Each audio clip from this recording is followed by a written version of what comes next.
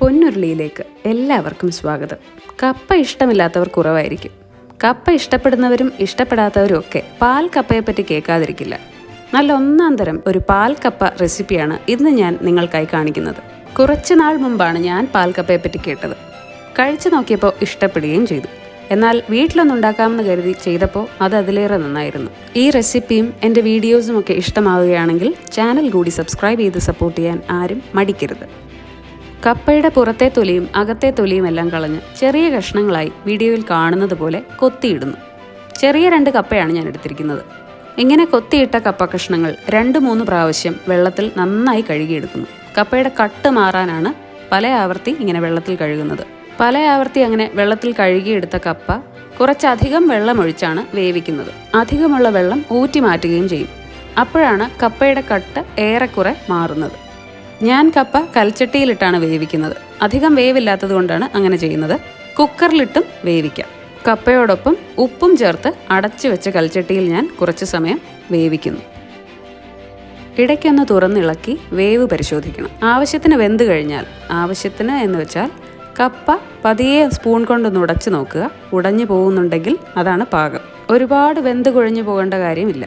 കപ്പ പാകത്തിന് വെന്തു. വെള്ളം ഊറ്റി മാറ്റി തിരിച്ച് കൽച്ചട്ടിയിലേക്ക് തന്നെ ഞാൻ ഇടുന്നു. കൽച്ചട്ടിയിലിട്ട് പതിയെ ചിരട്ടത്തവിയുടെ പിൻവശം കൊണ്ടോ മറ്റോ ഒന്ന് ഉടയ്ക്കുന്നു. ഉടച്ചങ്ങ് മഷി പോലെ ആക്കേണ്ട ആവശ്യമില്ല. ചെറിയ കഷ്ണങ്ങളൊക്കെ ആവാം. ഇനിയാണ് പ്രധാനപ്പെട്ട മറ്റൊരു ഇൻഗ്രീഡിയൻറ്റ്, പാൽ കപ്പയുടെ പാൽ. തേങ്ങാപ്പാലാണ് എടുക്കുന്നത്. ഫ്രഷായ തേങ്ങാപ്പാലുണ്ടെങ്കിൽ നല്ലത്. ഞാൻ റെഡിമെയ്ഡായ കോക്കനട്ട് ക്രീമാണ് ഉപയോഗിക്കുന്നത്. 4-5 ടേബിൾ സ്പൂൺ കോക്കനട്ട് ക്രീം കുറച്ച് വെള്ളമൊഴിച്ച് ഡൈല്യൂട്ട് ചെയ്തു. എന്നിട്ടാണ് കപ്പയിലേക്ക് ഒഴിക്കുന്നത്. തേങ്ങാപ്പാലിന് നല്ല കൊഴുപ്പുണ്ടെങ്കിലും കുറച്ചധികം വെള്ളമൊഴിച്ചാണ് ഞാൻ ആ പാല് ഡൈല്യൂട്ട് ചെയ്തെടുത്തത്. അത് കപ്പയിലേക്ക് ഒഴിച്ച് ഉടച്ച് ഇളക്കി തിളയ്ക്കുമ്പോഴേക്കും വീണ്ടും അത് കുറുകും. അതുകൊണ്ടാണ് കുറച്ചേറെ ഡൈല്യൂട്ടാക്കി ഞാൻ എടുത്തത്.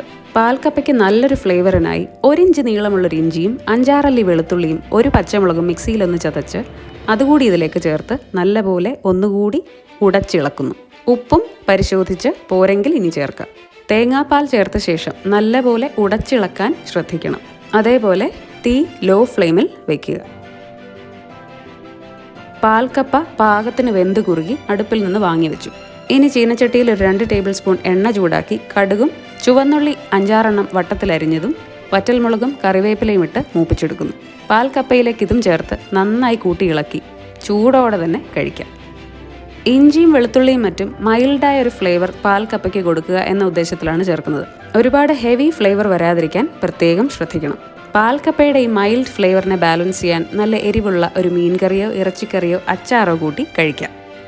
കണ്ടാൽ തന്നെ കൊതി വരുന്ന ഈ അടിപൊളി പാൽക്കപ്പ റെസിപ്പി നിങ്ങൾക്ക് ഏവർക്കും ഇഷ്ടമായി കാണും എന്ന് വിശ്വസിക്കുന്നു. ഇഷ്ടമായെങ്കിൽ ഒന്നും നോക്കേണ്ട, ഉടനെ തന്നെ പാൽക്കപ്പ ഒന്ന് ട്രൈ ചെയ്ത് നിങ്ങളുടെ അഭിപ്രായങ്ങൾ എന്നെ അറിയിക്കണം. അതേപോലെ ഈ ചാനൽ സബ്സ്ക്രൈബ് ചെയ്ത് സപ്പോർട്ട് ചെയ്യാൻ മറക്കരുത്, മടിക്കരുത്. മറ്റൊരു നല്ല വീഡിയോയുമായി കാണാം. Bye bye.